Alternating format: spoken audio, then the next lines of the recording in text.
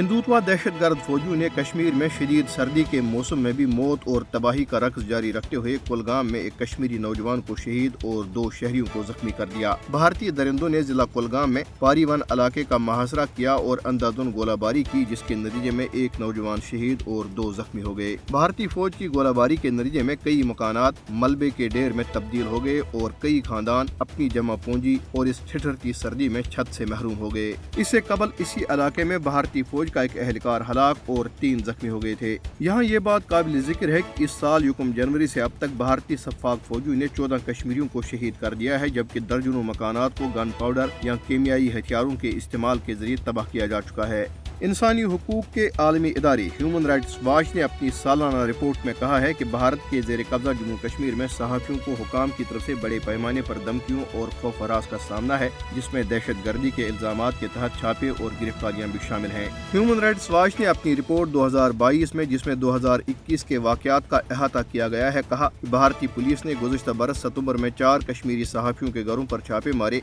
और उनके फोन और लैपटॉप जब्त कर लिए। रिपोर्ट में बताया गया कि गुज़िश्ता बरस जून में आज़ादी इजहार राय के बारे में अक़वाम मुत्तहिदा के खुसूसी नुमाइंदे और सवाबदीदी हिरासत पर वर्किंग ग्रुप ने जम्मू कश्मीर की सूरत हाल को कवर करने वाले सहाफियों की हिरासत और धमकियों पर तशवीश का इजहार किया। रिपोर्ट में कहा गया कि सितंबर 2021 में कुल जमाती हुर्रियत कॉन्फ्रेंस के चेयरमैन सईद अली गिलानी की वफात के बाद भारत ने उनके जनाजे में बड़े पैमाने पर लोगों की शिरकत को रोकने के लिए 2 दिन के लिए तकरीबन मुकम्मल मवासलाती ब्लैकआउट नाफिज किया। सईद अली गिलानी के अहले खाना का कहना था कि उन्हें आखिरी रसूमात अदा करने का हक नहीं दिया गया। गुज़िश्ता बरस मार्च में अक़वाम मुत्तहिदा के 5 माहिरीन ने भारतीय हुकूमत को खत लिखकर कश्मीरी सियासतदान वहीद परी की नजरबंदी, एक दुकानदार इरफान अहमद डार की हिरासत में कत्ल और नसीर अहमद वानी की जबरी गुमशुदगी के बारे में मालूमात तलब की। उन्होंने जाबिराना इक़दामात और मकामी आबादी के खिलाफ बुनियादी हुकूक की मुनज़्ज़म खिलाफ वर्जियों के साथ साथ धमकियों, तलाशियों और जब्तियों के बारे में खदशात का इजहार किया। रिपोर्ट में मजीद कहा गया है कि काला कानून armed forces special powers act, जो मकबूजा जम्मू कश्मीर और भारत की शुमाल मशरिकी रियासतों में नाफिजुल अमल है,